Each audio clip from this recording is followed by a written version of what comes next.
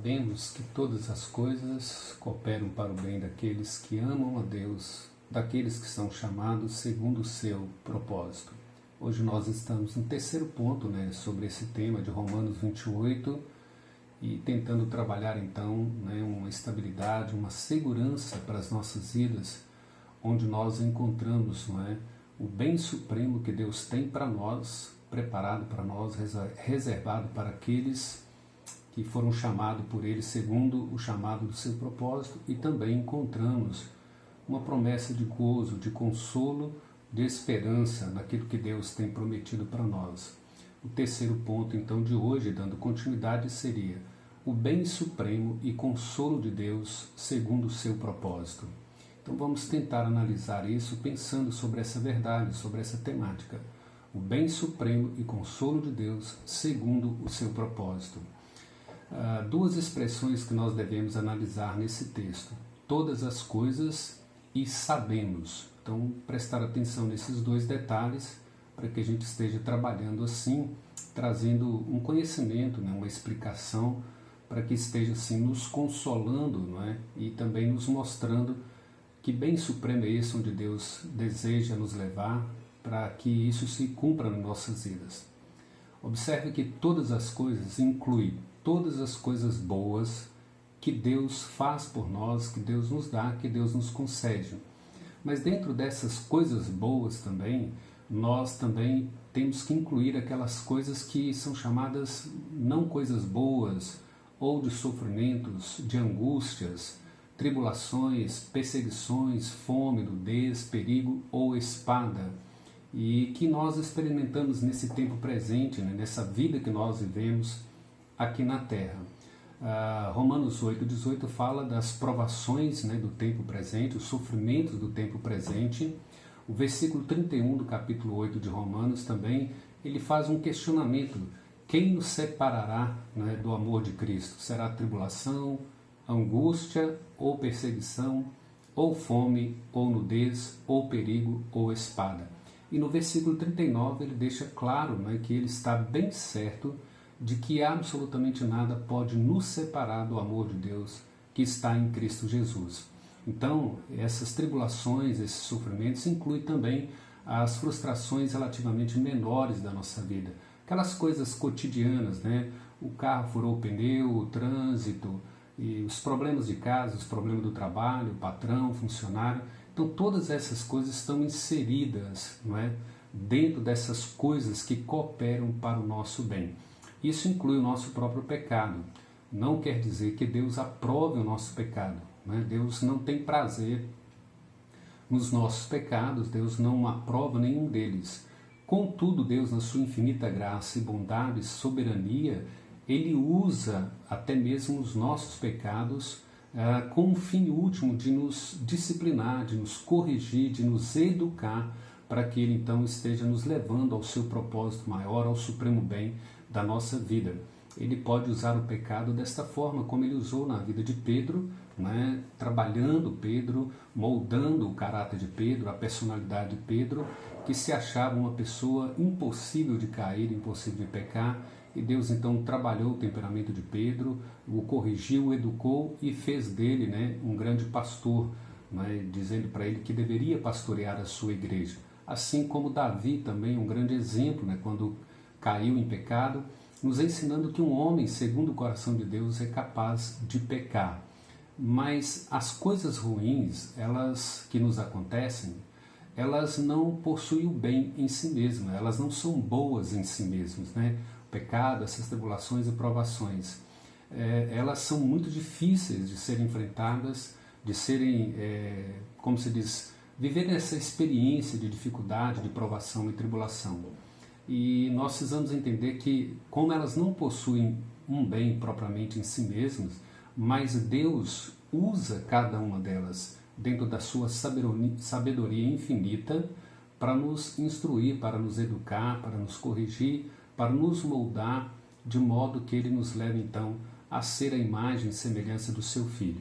Se alguém nos intenta algum mal, se alguém nos ataca, se alguém tenta nos prejudicar, Deus, em última instância, dentro do seu propósito, segundo o seu propósito, há de transformar isso em bênçãos para nossas vidas. Conforme Gênesis, capítulo 50, versículo 20, quando a história de José de Egito com os seus irmãos.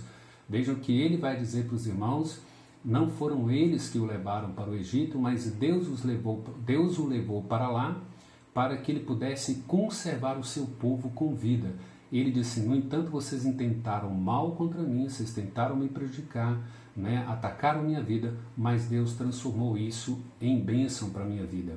Em sua graça, né, de providência, ou graciosa providência que Deus tem para conosco, ele trabalha essas coisas terríveis, não é? Por causa da sua graça, por causa da sua bondade, ele transforma tudo aquilo que é ruim, aquilo que aparentemente nos assusta, nos machuca, nos destrói. Deus usa isso com a sua bondosa graça e faz com que elas, num fim último, venham cooperar para o nosso bem, para o nosso supremo bem. E são exatamente nessas circunstâncias, nessas lutas, nessas provações, nas angústias, nas tribulações, que Deus revela a grandeza da sua graça e do seu amor e como que Ele aperfeiçoa a nossa fé nesse momento. Deus usa essas maneiras variadas e ali Ele manifesta um amor, uma graça, um aperfeiçoamento da nossa fé que nós jamais experimentaríamos em qualquer outra circunstância. Vejam bem, Israel viveu 430 anos como escravo no Egito, caminharam num deserto 40 anos, Judá foi levado para o cativeiro babilônico 70 anos, mas é o momento em que Deus trabalha, o momento em que Deus vai purificar, vai lapidar, vai transformar, vai aperfeiçoar a fé, vai dar maturidade, crescimento, até que nós sejamos ajustados. E é nesses momentos, ou são nesses momentos, que nós experimentamos a bondade, o amor, a providência de Deus, de maneira que nós jamais experimentaríamos na fartura, na alegria, no sucesso, não é? Nas vitórias, mas aqui nós percebemos o cuidado de Deus, o zelo de Deus, como Ele é providente, como Ele é gracioso e como que Ele nos toma em suas mãos para cuidar de nós. E no fim último, Ele vai então nos conduzir ao seu propósito maior, ao bem supremo da nossa vida. Qual é o bem supremo? Nós já destacamos isso, que é o versículo 29 do capítulo 8 de Romanos.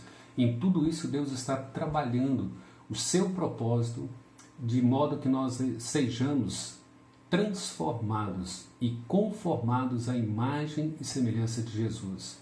Esse é o propósito, esse é o bem supremo. Veja bem, haverá um dia em que eu e você, nós seremos conformados à imagem de Cristo, para a glória de Deus Pai, para a honra de Jesus. Então todo esse processo árduo de provação, de angústia, tribulação e provação, tem um fim último: pegar você e eu, nos moldar, nos conformar para sermos a imagem e semelhança de Jesus. Romanos 8, versículo 29. Embora nós possamos passar pela morte, por causa dessas coisas, sabemos que há uma glória incomparável que nos espera, por toda a eternidade. Salmo 23 diz, lá no finalzinho dele, que bondade e misericórdia me seguirão todos os dias da minha vida, e eu habitarei para sempre na casa do Senhor. Então o bem supremo é esse, O bem supremo é nos conformar à imagem do seu Filho, e Ele fará com você e comigo, em meio a todas essas provações, em meio a todas essas diversidades. Inclusive o momento que vivemos agora de dificuldade, de como se diz, de angústia, de tribulação que nós passamos, Ele há de nos promover os meios para que nós cresçamos e assim Ele cumpra o seu propósito. Segundo, é saber, Paulo diz assim, sabemos que todas as coisas. Esse saber e ter a convicção dessas verdades nos traz paz, nos traz consolo em todas as circunstâncias. Paulo diz que nós sabemos, nós temos a certeza absoluta, como ele questiona no versículo 35, o que pode nos separar do amor de Deus em Cristo Jesus? E ele responde no versículo 39, nada, absolutamente nada. O versículo 34 e 35, ou melhor, do 31 até o 35, ele diz, que diremos, pois, à vista dessas coisas? Se Deus é por nós, quem será contra nós? Aquele que não poupou o único filho, antes o entregou por nós, porventura não nos dará graciosamente as demais coisas com ele? Ele diz assim, quem é que nos acusará? É Deus quem nos justifica. Quem nos condenará? é Jesus Cristo quem morreu por nós. Então ele vai concluir o versículo 9. Nada, absolutamente nada, pode nos separar do amor de Deus. Então Paulo está dizendo, nós sabemos que Deus, que é soberano, que tem todas as coisas sob o seu controle, ele há de cumprir isso, de realizar isso em nossas vidas. Por quê? Porque ele tem um propósito eterno, soberano, que inclui a minha salvação e a sua salvação. E ele cumprirá isso. Filipenses 1,6. Estou plenamente certo de que aquele que começou boa obra em vós há de completá-la até o dia de Cristo Jesus. Ele nos predestinou para isso, né? Para a salvação, para a adoção, lá na eternidade. E ele vai cumprir isso na minha vida e na sua vida. Volte a ler novamente o capítulo 8, do versículo 31 até o 39, para que você ganhe esse conhecimento, esse aprendizado, e saber isso e ter a convicção disso trará paz, trará alegria e consolo ao seu coração. Essa verdade ela é intensamente prática, não é? Especialmente quando nós passamos pelas provações.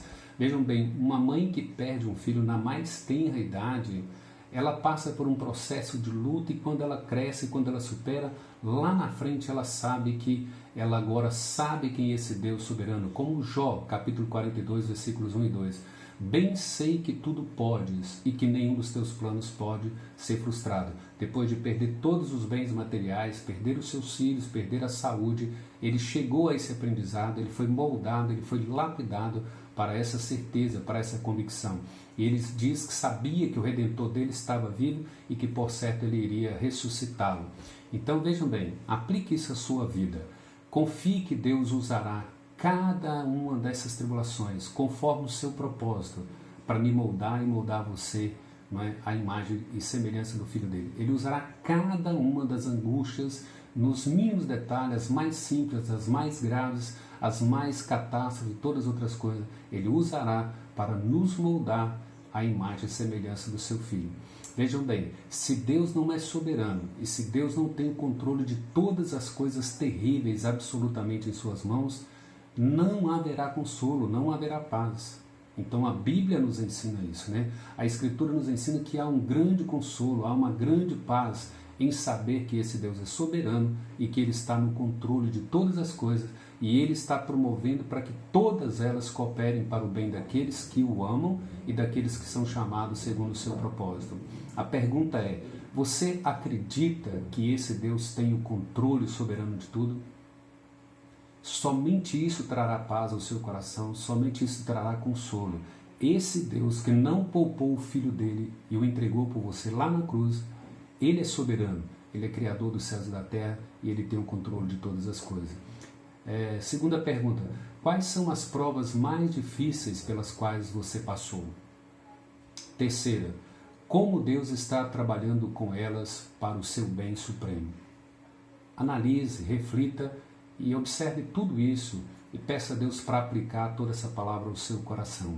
Nós concluímos aqui o terceiro ponto e assim caminharemos para um outro vídeo, começaremos outros assuntos das Escrituras. Deus o abençoe, Deus o sustente e que você possa ser tocado pelo Espírito Santo e viver assim para a glória de Deus, consolado, confortado, sabendo qual é o bem supremo e qual é o consolo que Deus tem reservado para você. Que a graça de Deus nos sustente. Até mais. Amém.